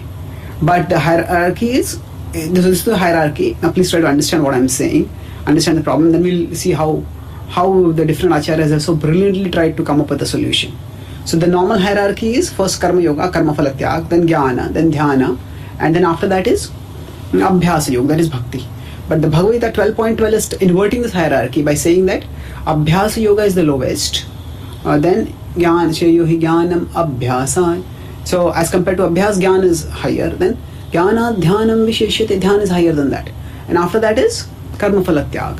So karma phala tyag is not such an elevated level. So why is it saying like this? So Srila Prabhupada explains this in a simple way by changing the referent. By changing the referent means sometimes this happens in language. Okay, so in the first part, Chaitanya Chandas described the problem. So we already discussed the problem at great length. And let's now hear the second part of this solution, the brilliant solution Srila Prabhupada gives. Let's hear. So what Srila Prabhupada explains is, let's look at Prabhupada's explanation of this. Then we'll look at the Acharya's explanation. So Prabhupada says 12.12 refers back not to 12.11 but to 12.10. What does this mean? That actually when Krishna is giving a hierarchy over here, karma phala tyaga. So that karma phala tyaga is not referring to 12.11 but is referring to 12.10 mat karma paramo bhava. So here now the word abhyasa, it doesn't always have to refer to bhakti only. We'll see that the word abhyasa essentially means practice. So Krishna has used the word abhyas many times. Probably among the most well-known verses is Krishna's reply to Arjuna's question on Chanchalam Himanha Krishna in 3.33 and 34. So in 35 and 36 when Krishna replies, at that time he says, Asamshayam mahabaho manodurnigraham chalam abhyasaina tu kaunteya vairagyena cha gruhyate. By practice and by detachment, you'll be able to conquer the mind. It's difficult to control, but you'll be able to. So the word abhyas is in one sense non-specific word. It's practice. What that practice may be, we don't know. So it can be the practice of karma yoga, it can be the practice of jnana yoga, it can be the practice of dhyan yoga, it can be the practice of bhakti yoga. Now we might presume that from the context, the word abhyas has been used in 12.9. Abhyasa yogena tato mamichhaptum dhananjaya. So the word has been used abhyas over there. So therefore, this abhyas will refer to that. What is being talked about in 12.9. But then we discussed earlier how that doesn't make any sense. So, we have to look at the meanings of the words are not just situated in the dictionary. We have to see the words in their broader context. And words in Sanskrit are multivalent. One word can have many meanings. That's true of all languages actually. So because of that, because words are multivalent, therefore we should focus on understanding the meanings of words based on the overall agreement of those meanings with the message and with the message of the book. So here Prabhupada explains abhyasa to refer to Nishkam Karma Yoga. And then he says that karma phala tyaga. Karma phala tyaga. Karma phala tyagas tyaga chantiranantaram. So that karma phala tyaga is referring to not just the tyaga of karma yoga, that is referring to mat karma paramo bhava in 12.10. So in this way, then the hierarchy makes sense. Let's look at the hierarchy once again now. Okay, everybody crystal clear now or still confused?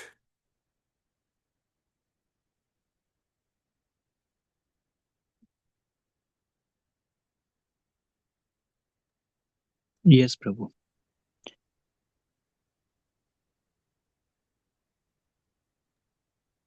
Yes, Prabhu, I understood the most of the part, but again, can you just summarize in a smaller way? Okay, I will Prabhuji, summarize. I want some more clarification. Okay.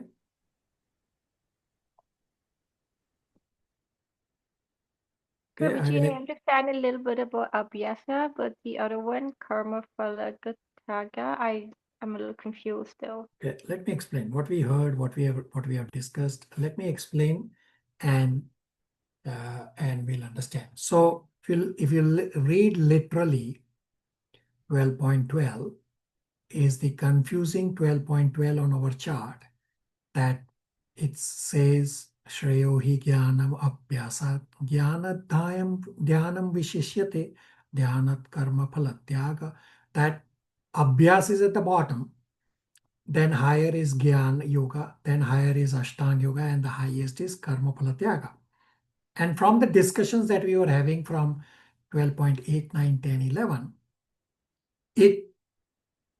it seems like Abhyas refers to Bhakti Yoga and Karma Phala refers to Nishkam Karma Yoga or Karma Yoga. But this is incorrect. This is not the correct hierarchy. The correct hierarchy is Karma Yoga is at the bottom, then next level up is Gyan Yoga, next level up is Ashtanga Yoga, and next level up is Bhakti Yoga. So the two terms that cause the confusion is Karma Phalatyag and the word Abhyas. So Chaitanya Chanda has clarified, and that's what we have populated on the right side in the blue column as the proper 12.12 hierarchy, that Abhyas refers to any practice, does not refer to Bhakti Yoga. Now, what causes the confusion is, even though I have said from the start, even though the chart has a dividing line, I have said that 12.8, 9, 10, 11 are one set of verses for the descending ladder, and 12.12 is a separate verse from the descending ladder. Krishna is giving an overall understanding.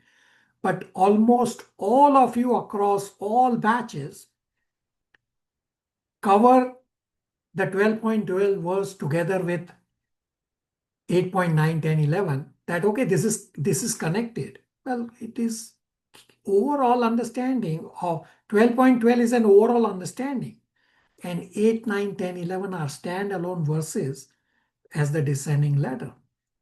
Yes, from the discussion of 8, 9, 10, 11, the word Abhyas Yogena from 12.9 caused us to think that Abhyas is Bhakti Yoga, but Abhyas is any practice. So in the lecture, Chaitanya Chandas quoted, although he quoted the reference wrong, he recited the verse properly.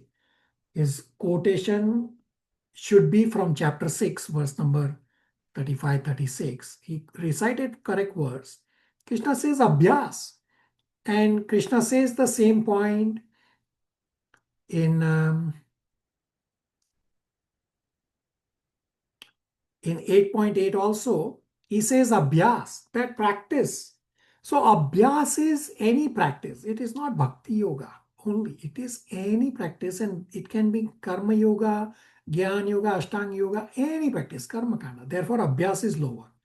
And the Karma Phalatya is the other word that caused the confusion, because Karma Phalatag refers to giving up fruits of work, and Prabhupada clarified as the brilliant solution, saying Karma Phalatya does not refer to 12.11 of giving up fruits of work. Rather, Karma Phalatyag refers to Mat Karma Paramo Bhava from 12.10.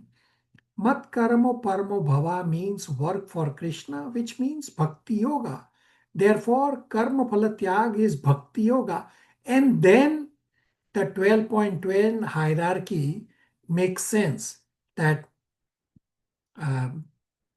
Abhyas is at the bottom, which is any practice. Then next level higher is Gyan Yoga, which is same as the yoga ladder that we have in the yellow and the blue. Now are identical. That next higher is then Ashtanga Yoga, and highest is Bhakti Yoga.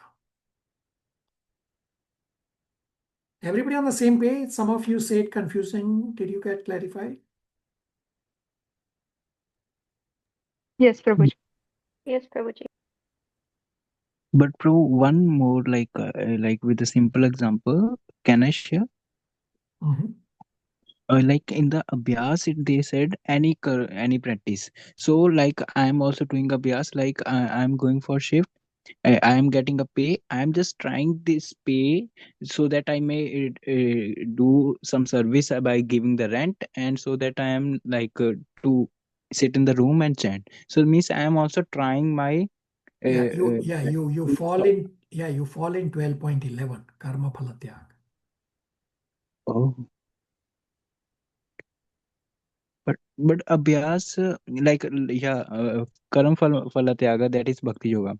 But abhyas is Karma like Phala also, Tyaga is not Bhakti Yoga. Karma Phala Tyaga of 12.11, we heard from Chaitanya Chandas, is not a very high stage. It's very low.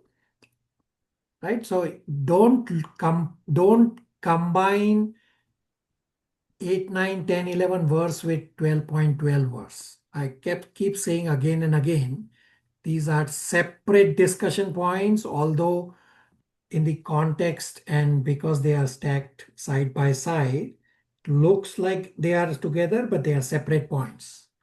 So what Kamalpreet Prabhu is saying, that he's offering his fruits of work to Krishna, that falls in Karma Phala Tyaga as 12.12. That's a very low level. And the 12.12 on the where it says Karma Phala Tyaga, that refers to Bhakti Yoga, which refers to 12.10, which is Mat Karma Paramo Bhava. Kamalpreet Prabhu and everybody clear? yes, Prabhu. And even Prabhu, one Srila Prabhupada Maharaj is also saying, desiring everything for Krishna. Yeah, so that is 12.9. Okay, if you are doing your sadhana bhakti to desire for Krishna, that is 12.9. Okay, Prabhu. Rest of you, or do I have to play the critter sound again? Understood.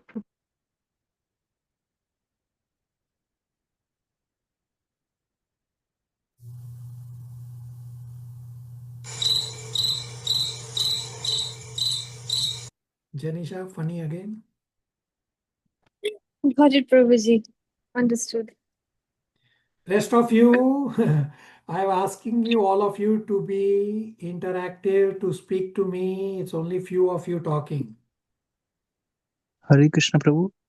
Prabhu, can you give some simple example for explaining 12.12 Karam Phala Tyaga equal to Bhakti Yoga by simple example. We discussed already and heard from Chaitanya Das that what does work for Krishna mean? That you do services in the temple, or you make your home temple as temple, and you do services, you do book distribution, you serve Krishna and Krishna's devotees. Those are all direct work for Krishna that you can do. It means in here Karma Phala Tyaga means Bhakti Yoga means desiring and doing everything like collecting money and paying rent for means all doing Okay, for you are Krishna. Kamalpit Prabhu, you are again getting confused. Okay, don't use the word karma phala tyaga. That's confusing you. Not only is confusing you, you are confusing rest of the devotees. So don't use the word karma phala tyaga. Okay, understand simple terms. It's the word karma phala tyag that has caused the confusion not only for you but across everybody who reads Bhagavad Gita. So understand abhyas is any practice. If you are donating your money that you earn, if you are donating your money, you fall in 12.12 that you are giving charity to Krishna. This is lowest level. If you are working for Krishna, meaning you are doing Krishna's work, you fall in 12.12, 12.10. If you are working for Krishna, meaning doing Krishna's work, such as working in temple, doing cutting fruits and vegetables, cleaning, etc., book distribution, etc., then you fall in 12.10. You are doing Bhakti Yoga, means you are working for Krishna. That's the proper understanding without using the word karma phalatya, because it's the word karma phalatya that causes the entire confusion. So stop using the word karma phalatya. Understand with the literal meaning. Okay, Prabhu. Sorry, Everybody Prabhu. on the same page?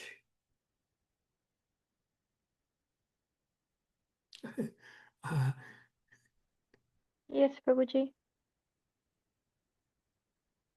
Hare Krishna. Prabhuji, I am not like, how is abhyas, like if abhyas can, is a, like it's a umbrella term, then how do we say there is a hierarchy being discussed? So Chaitanya has explained that you have to understand the word according to context, right? There is text and there is context. Without context, the text will have different meaning. So if you literally read 12.12, it sounds like Bhakti Yoga, but it is not Bhakti Yoga. Bhakti Yoga cannot be at the bottom. And you have to refer to Abhyas word from the other portion of Bhagavad Gita. Bhagavad Gita is not individual verses. Bhagavad Gita is not individual chapters. Yeah, the chapter division is for ordinary people like me to be able to understand. Bhagavad Gita is one set of conversation. Therefore, if you go to 8.8, Krishna says, practice. So in 8.7, he says,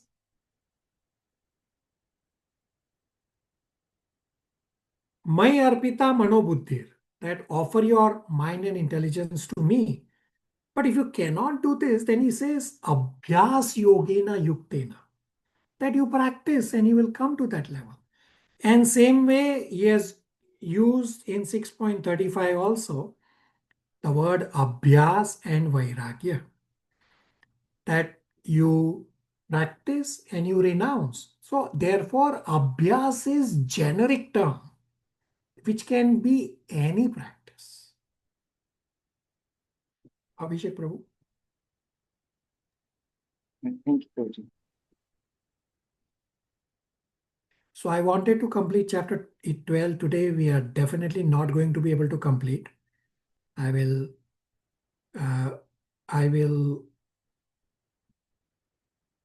continue the chapter in our following class. We still have 15 minutes. So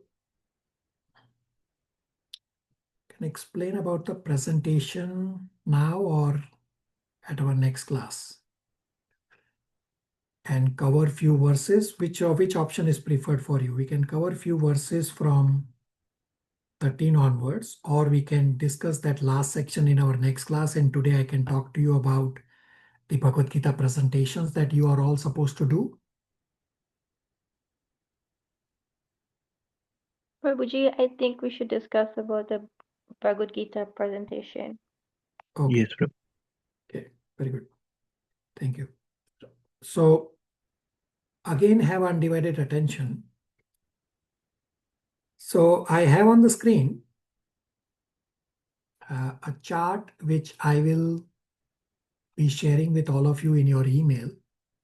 So this chart is a listing of Bhagavad Gita chapters and all these sections in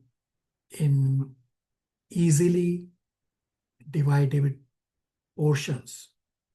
And this column B is where you will populate your name in terms of presenting the Bhagavad Gita presentations. These Bhagavad Gita presentations will start together with chapter 18.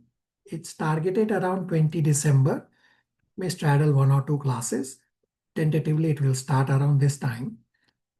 And here's the time that you aim to present your presentation in this many minutes. So chapter 1, sections 1, 2, 3, 4, which covers from verses 1 to 25, you will speak the essence in 4 minutes.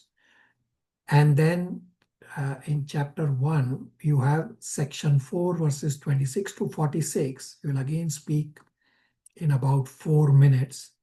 And then I will also summarize the essence of the chapter. Now, right up front, you will have an anxiety that how am I going to be able to speak in 4, 5, 6, 7, 8 minutes the entire chapter. So not to worry at all.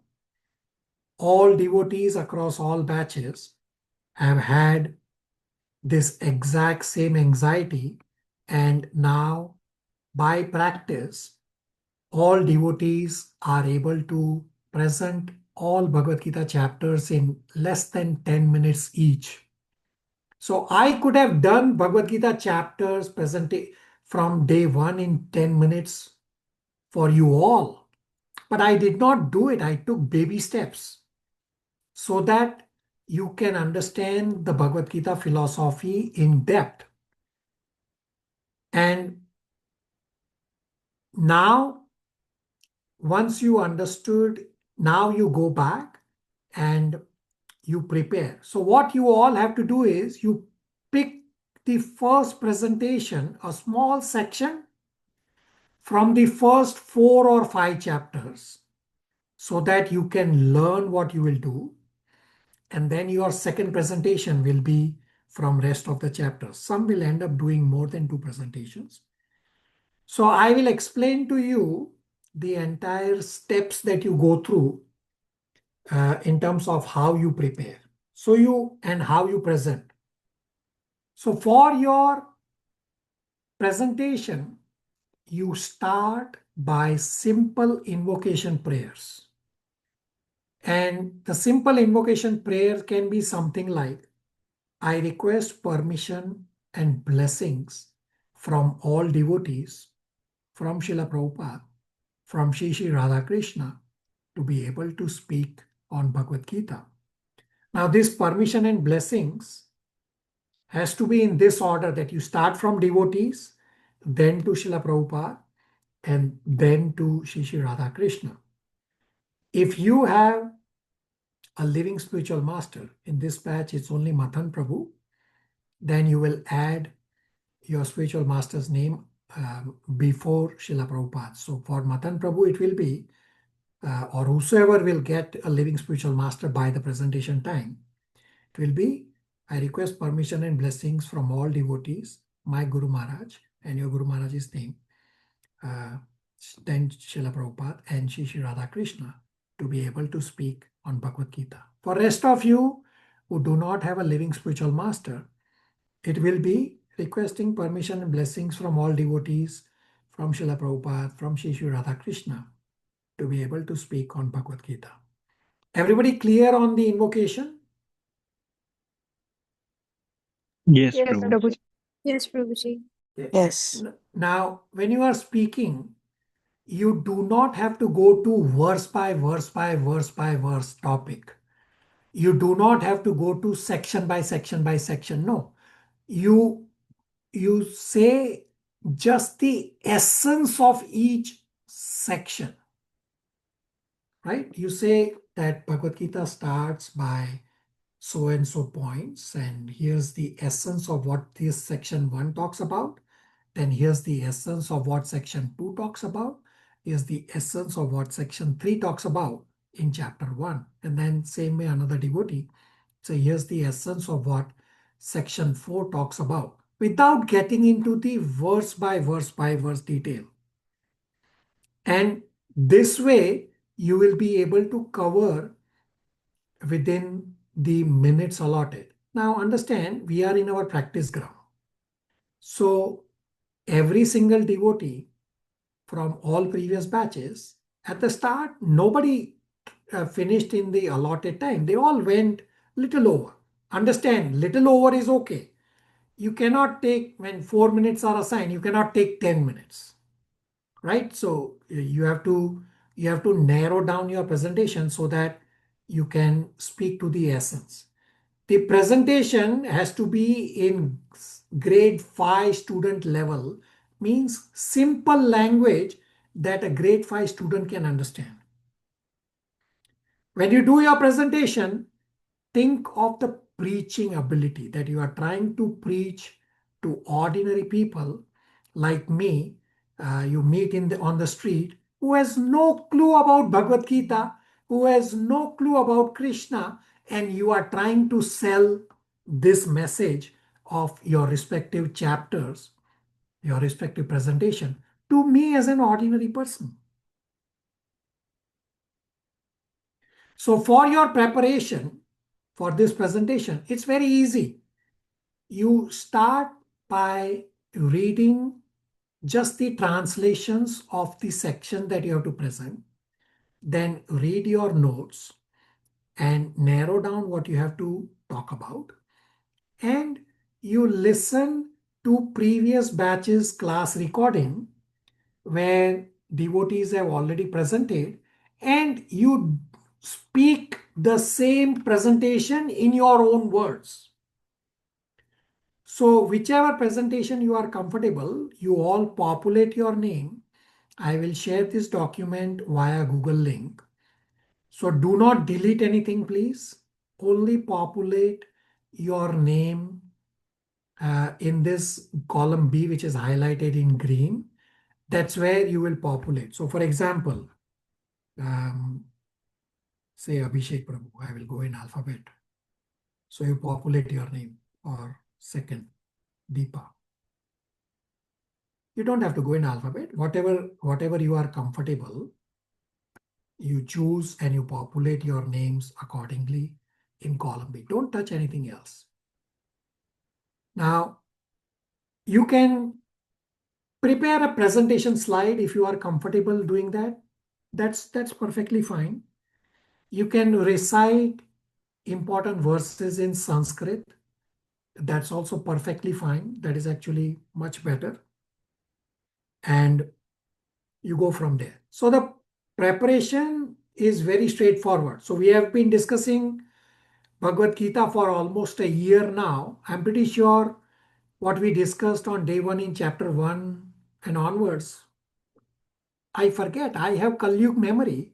I forget. So this revision has multiple benefits, that everyone will prepare all chapters. So if Abhishek Prabhu and Deepa are presenting chapter 1, it's not just Abhishek Prabhu and Deepa to present and prepare chapter 1. No, everyone will prepare chapter 1 also. Right? So it's one class on chapter 20. The first part of the class will be on chapter 18, and the second part of the class will be on presentations. And as we keep growing, so first we'll do only one chapter, then we'll do two chapters at a time, and we'll keep growing. And understand that I have room left, that sometimes some devotees will end up talking more, taking more time than assigned, and then we may have to straddle some presentation to a subsequent class. So I have little wiggle room left. And so you start by reading the verses, translations, and your notes. Understand the essence. You listen to past batch recordings of these revisions, and you just repeat in your own words what you hear from the previous devotees that have done the revisions. Now, there are multiple devotees present here, virtually among us. Abhishek Prabhu, Malti, Raksha, at least I remember these, as well as Ritu, who have done presentations before, and I request one or all of you to please share your experience so as to ease the anxiety of rest of the devotees. One of you, all of you, please. Those who have done presentations before. Malti. Hare Krishna, Prabhuji. When I prepared for presentation, I was very nervous and I don't wanted to present because I never did presentation before. Prabhuji said, you just try. And when I try and I prepare recording because I feel nervous to present directly in the class, Prabhuji said, okay, you can record and then send it to me. And Prabhuji said, you did excellent. And I feel like, no, I can do it. I was just without any reason, I was nervous and not preparing for presentation. But once I started, I feel like I can do it. Yeah, very good. Thank you. Yeah, so Malti was perfect example that when she sent her recording, it was actually spectacular. And Malti went on to actually do the presentation, even though she had the recording. Now, if some of you are in the same situation like Malti, record your presentation. If you feel like you cannot talk in front of everybody, send your recording. I will play the recording. Right? So we have technology we can use to our benefit, and understand this is our practice ground. I'm not here to chastise any single one of you. All of you from the other batches who have done the presentation can share your experience. Have I ever chastised anyone? Anyone from other batches? No, Prabhuji. No, Prabhuji. No, Prabhuji. Right, so all of you should feel comfortable.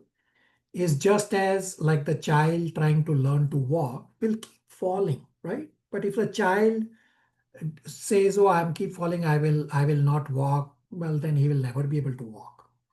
So you just have that mindset that I am talking to grade 5 student in very simple terms, and just speak to the essence rather than going verse by verse, and recite important key verses, and just repeat what you hear from the previous devotees that have done the presentations. And Srila Prabhupada said that you don't need to manufacture anything new. Srila Prabhupada said, simply repeat what you have heard and you will become a perfect preacher. So the other point is that, of course, it's a revision for all of us.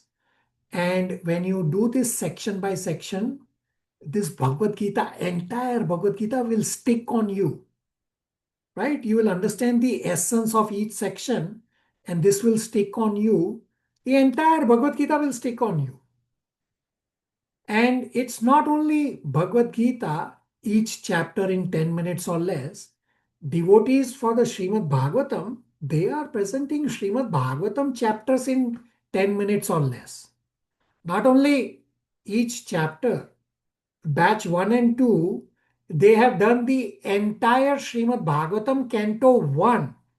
Entire Canto 1, 19 chapters, they have recited in about 15-20 minutes. Right? So we have to keep coming to the essence and essence and essence and essence. And we keep growing from there. The last important point that Sumnima shared with me just a couple days back. So the devotees in the Bhagavatam batch, they have an offline discussion group of Srimad Bhagavatam. Now, Sumnima took it a step forward of saying, you know what, I want to discuss Bhagavad Gita also like this. And she started discussing Bhagavad Gita also, and she realized this is much better, that I can remember Bhagavad Gita, I can recite Bhagavad Gita very easily. And Sumnima herself recommended to recommend to all of you that you all can pair along. You all can create your pairs, whosoever is comfortable with each one of you. So of course, Vaishnavi should be with Vaishnavi pair, and Vaishnav should be with Vaishnavs. Or those who are husband and wife, they can be one pair, that's okay. And you discuss together within the pair, it's very easy and it sticks on you.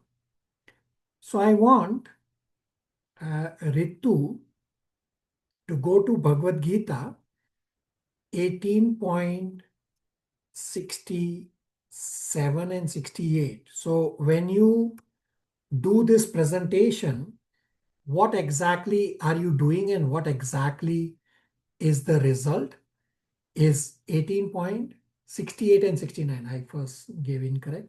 So 18.68, 69. Ritu, translations.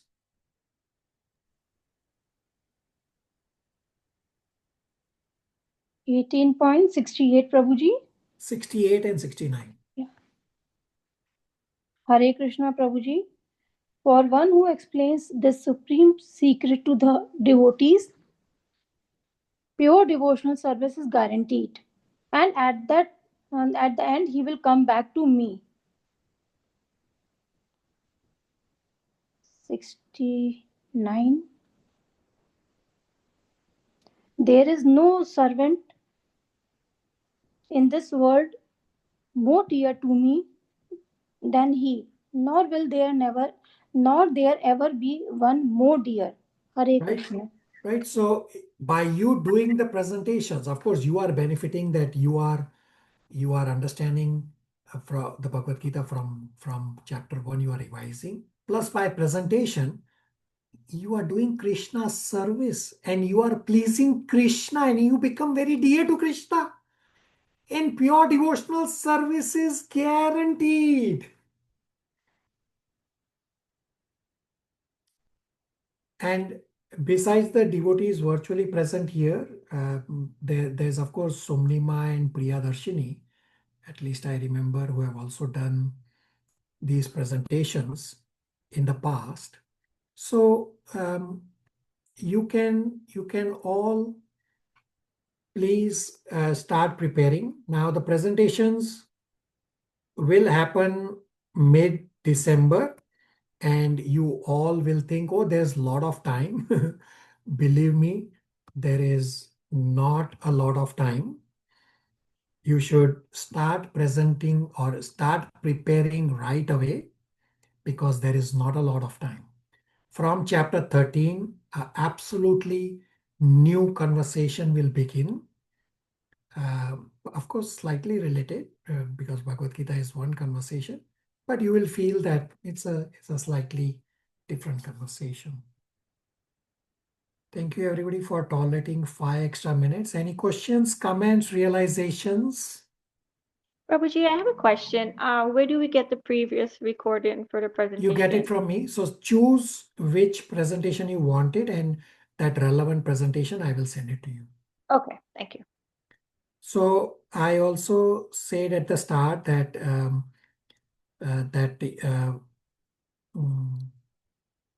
Karthik is coming up. So whosoever wants to do additional devotional service should do definitely do additional devotional service. And if you want to donate to the devotee who's doing prasadam distribution at Govardhan, you can please get the contact details from me. And from next week, our class time should change to Fridays Toronto time, 8:30 to 10:30 p.m., which will be India time 6 to 8 a.m. and Nepal time 6:15 to 8:15 a.m. Look out for my messages, and we'll go from there. Thank you all for tolerating about 5-7 extra minutes. We'll stop here. Hare Krishna. Thank you, Prabhuji. Hare Krishna. Hare Krishna, everyone. Thank you. Prabhuji.